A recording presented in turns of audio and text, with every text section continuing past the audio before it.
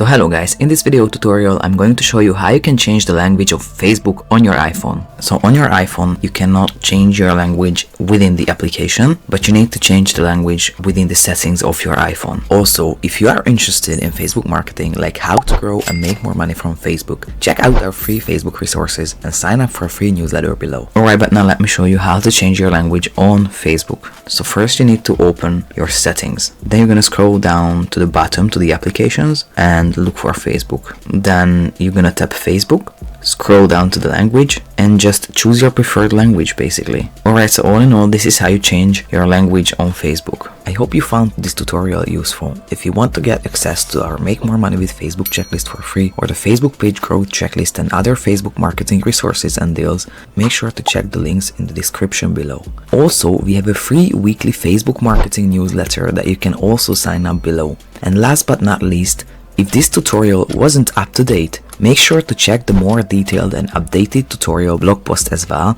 that you can also find in the video description below.